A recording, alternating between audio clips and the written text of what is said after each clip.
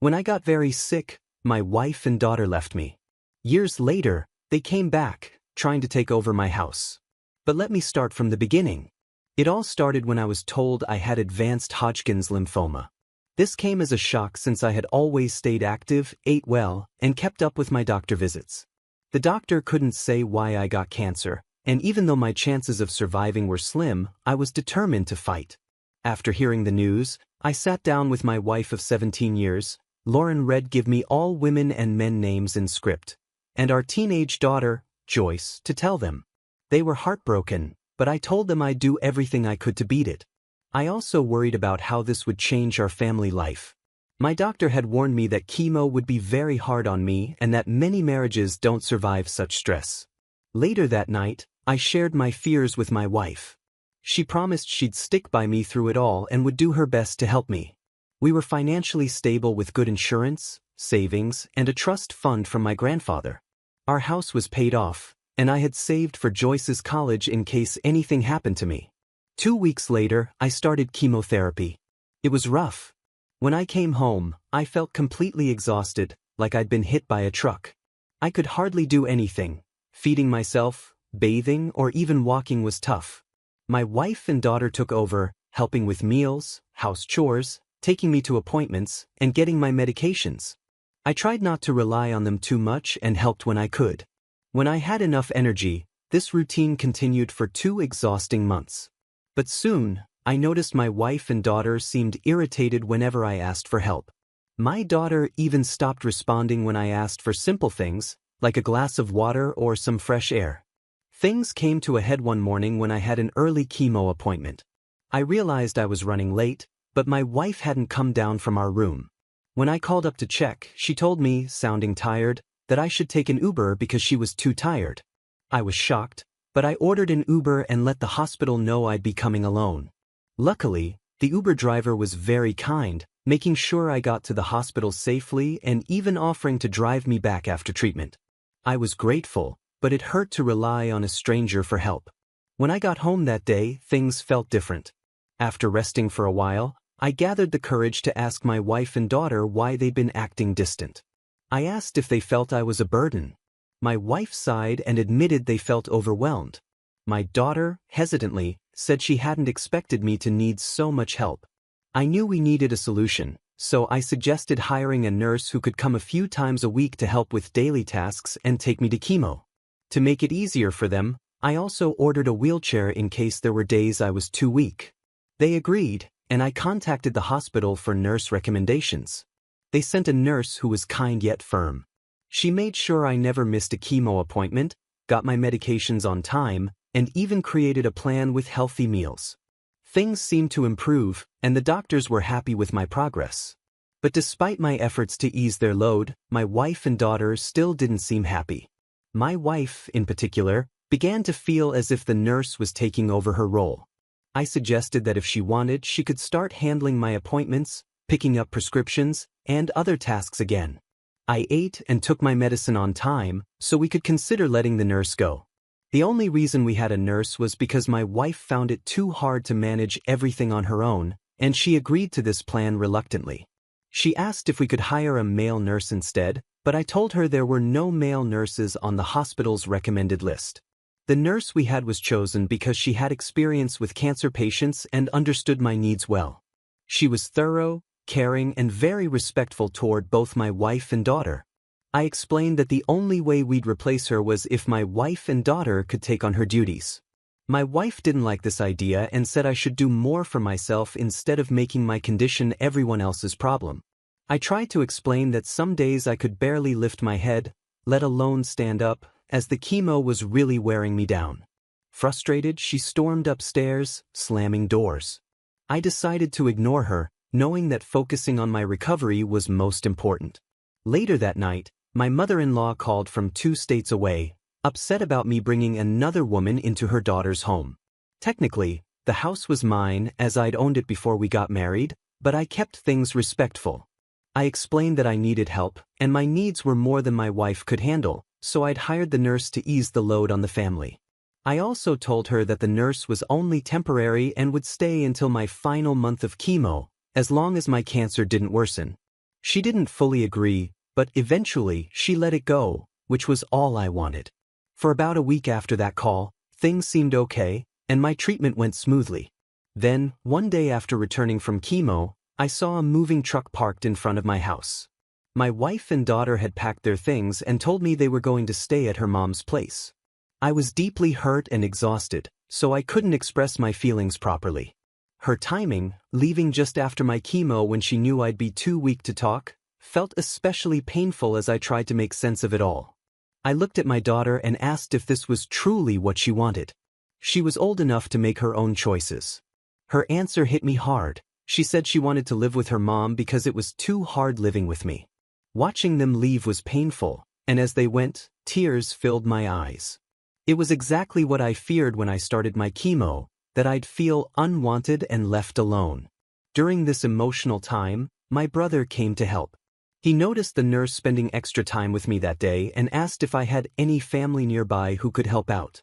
Although he lived 4 hours away and had 2 young kids, he offered to take time off work to stay with me until I could arrange something more permanent. When he arrived, he was angry at my wife's actions, calling her selfish and ungrateful, pointing out that she'd never had to work since we married, and I'd always made sure she had everything she needed. My brother could only stay for a week, but he had an idea. His wife's sister, Julie, was going through a tough divorce and needed a safe place to stay temporarily. Her soon-to-be ex-husband had been the main provider, and she didn't have much money. Julie was also studying radiology on a scholarship at a nearby university, and my house was closer to the campus. This would be a good solution. I'd have someone in the house for emergencies, and she'd have a peaceful place away from her difficult situation. I agreed to this plan, telling my brother that Julie wouldn't have to pay rent since she'd already be helping by staying with me. She could pick whichever room she wanted. I didn't mind, as my wife and daughter had taken almost everything, leaving just a bed and a few dresses. My brother stayed for the week, and on his last day, Julie moved in. She thanked me for letting her stay and promised to be respectful, clean up after herself, and help when needed. Julie was a genuinely kind person. I told her she wouldn't need to do much since my nurse would now be coming 6 days a week instead of 4. I said goodbye to my brother and helped Julie settle in as best as I could. In the weeks that followed, things went smoothly. I missed my wife and daughter, but it seemed like I was the only one feeling that way since they didn't even call or check on me. Julie, however, was a huge help. She did the grocery shopping, took care of most of the cleaning, and even helped with meals, all without a single complaint. About a month and a half after my wife left, I got the incredible news that I was cancer-free. I celebrated by ringing the bell at the hospital. My nurse asked me what I wanted to do next, now that I was healthy. My first decision was to file for a divorce, ending a marriage that hadn't supported me through my hardest times. With the divorce in progress, I focused on healing. I started getting my strength back, my hair grew, my scar began to fade, and I put on weight. I mostly stuck to a healthy diet, but I allowed myself the occasional treat, enjoying foods I'd missed. It's now been 5 months since I was declared cancer-free, and I feel ready to move on. I called my old job, and they offered me a remote position. I'm planning to take it, as I've decided to move away. Though I feel connected to my house, it holds too many sad memories. I need a fresh start somewhere smaller. My wife doesn't know it yet, but I'm planning to give the house to Julie. She helped me at my lowest, showing great kindness even though we barely knew each other. She's free to sell it if she wants. I don't want anything that could somehow end up in my wife or daughter's hands. My new place is in a quiet neighborhood in the countryside, and I'm excited about this fresh start. Update: it's been over a year since my diagnosis, and I'm settling into my new home and neighborhood. The people here are friendly, and I've even become friends with my neighbor Maria.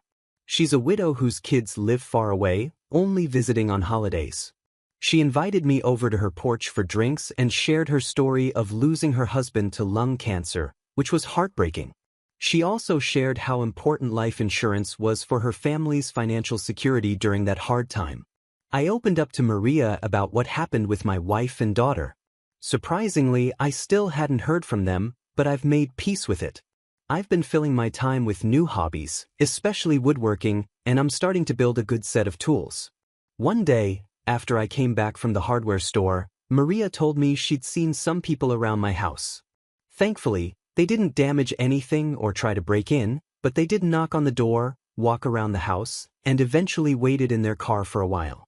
Maria thought about calling the sheriff but decided not to, thinking they might be family. When I asked her to describe them, her description sounded exactly like my wife and daughter. I couldn't figure out how they found me since only my brother and his wife knew my address. I wondered why they were looking for me after leaving a year ago without a word. Maria assured me that if they came back, I should stay inside, and she'd handle it. Honestly, I have no interest in talking to them after they left me at my lowest. Later, I called my brother, and he told me my wife and daughter had been bothering Julie and her roommate at my old house. Thankfully, Julie had paperwork proving the house was in her name, as she had bought it from me to avoid issues. I felt bad that Julie had to go through this because of my family, so I called to apologize. I hope I can settle this if they show up again. As for my wife, I'm not sure if she knows about the divorce. My lawyer sent a copy to her mom's house, but maybe they thought it was junk mail. Either way, I don't care anymore. She and I are done. Update: my wife and daughter came back to the house again, this time during the day while I was working. I heard a knock, checked the security cameras, and saw them at the door.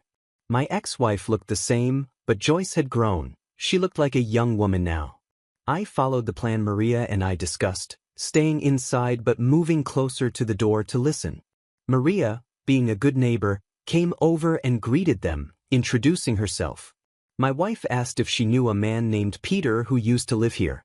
Maria played along, acting puzzled as if she had no idea. I was surprised when my ex-wife told Maria that her husband, not ex-husband, used to live in this house and had recently passed away after a long hospital stay.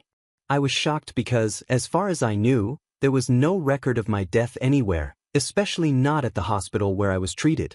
Then, my ex-wife claimed they were my next of kin, suggesting that the house belonged to them. Maria calmly told them that a man named Peter did live here, but he was divorced.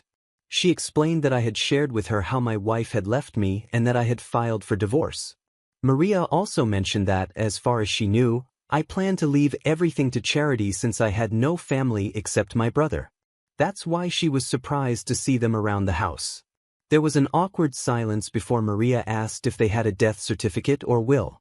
They didn't. Maria then explained that if they got those documents, they could go to the county records office to put the deed in their name if they were the rightful owners.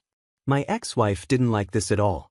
She demanded to know who Maria thought she was and began yelling, saying that Maria had no right to interfere and calling her nosy. I felt embarrassed. My neighbors here had been nothing but kind, and here was my ex-wife causing a scene. Part of me wanted to go outside and tell her off, but I decided to stick with the plan. Maria, being kind, just apologized, saying she was only trying to help, and then she went back to her home. Shortly after, my ex-wife and daughter left. After I finished work, I went to apologize to Maria, but she laughed it off, saying that while my ex-wife's behavior was rude, it was also a bit funny. I wished I could agree, but I knew how angry my ex-wife could get. I decided that if she came back, I would confront her and ask her to leave me alone. Yesterday, she returned again. I was working in my office when I heard a loud crash. Rushing to the living room, I saw that my front window was smashed, and I could hear people shouting outside. I thought there might be a crazy person outside, and I wasn't entirely wrong. It was my ex-wife. She had smashed my window, and my neighbors were out there trying to hold her back. Apparently, she'd been causing a scene for a while, but I hadn't noticed because I was wearing noise-canceling headphones while working. Even if I hadn't taken a break, I probably wouldn't have heard her. When I got outside, 2 of my elderly neighbors were trying their best to stop my ex from doing more damage. Both she and Joyce were holding bats, and they had already broken some of my potted plants. I grabbed her arm and asked if she'd completely lost it. She looked shocked, more like shocked to see me alive. I told her and my daughter to get off my property before I called the cops, not knowing my neighbors had already called them. She seemed hurt by my words, asking why I hadn't reached out to her after I recovered, insisting she and Joyce would have come back. I told her we made vows to stand by each other in sickness and in health, and she'd broken those vows. I wanted nothing more to do with her. She wasn't my wife anymore, and I'd already sent divorce papers months ago. I told her to leave again.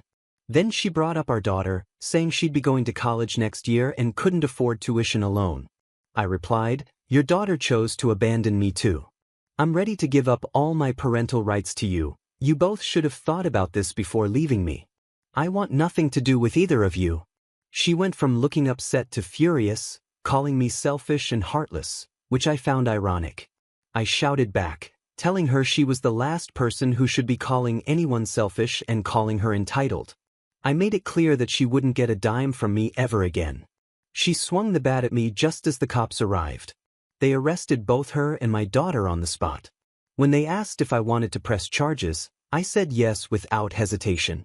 My ex and daughter started crying as they were loaded into the police car, but I felt no sympathy. I had everything on camera, including the window smashing, and had already shared it with the police. After work, I ordered a new window and cleaned up the broken glass. I rigged up a tarp to cover the window for now, and Maria kindly gave me some buckets to hold my plants until they can be replanted. After cleaning up the broken glass from the smashed window and setting up a tarp to cover it, I started thinking about what could have brought my ex-wife back to cause such a scene. Curiosity got the better of me, so I did some digging and I found out a lot. It turns out that my ex-wife's mother had passed away 3 months ago. After her mother's passing, my ex-wife and daughter realized the house they'd been living in didn't actually belong to her parents. It was owned by her father's cousin. This cousin decided he wanted to sell the property, and he asked them to move out. With both of her parents now gone and no other family support, my ex-wife and daughter had to sell off most of her parents' belongings to cover expenses. They'd been living in a motel for a while, struggling to make ends meet. I think desperation must have brought them back to our old home, where they discovered Julie living there. When they saw Julie in the house, they assumed I had passed away. They probably thought Julie had taken over my property, which led them to start snooping around, looking for any records or clues about my assets and financial details. Somewhere along the line, they must have found my current address and decided to track me down. This whole situation had clearly gotten out of hand, and now both my ex-wife and daughter were facing serious consequences for their actions. They're currently being charged with vandalism, attempted break-in, and attempted assault. Since my daughter is still a minor, her punishment is lighter. She's being given community service. My ex-wife, however, is facing jail time because it's obvious this wasn't a spur-of-the-moment thing. It was planned.